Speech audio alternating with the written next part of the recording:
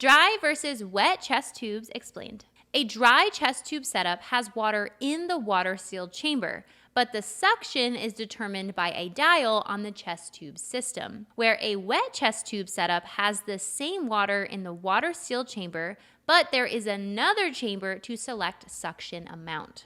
In a dry suction system, the dial is turned to the desired suction amount. Once the chest tube is attached to wall suction, you'll see the suction indicator bellow come out in the space below the dial to indicate suction is present. In a wet suction system, sterile water is added to the level of the ordered suction. Once the chest tube is connected to wall suction, the selected amount of suction is applied.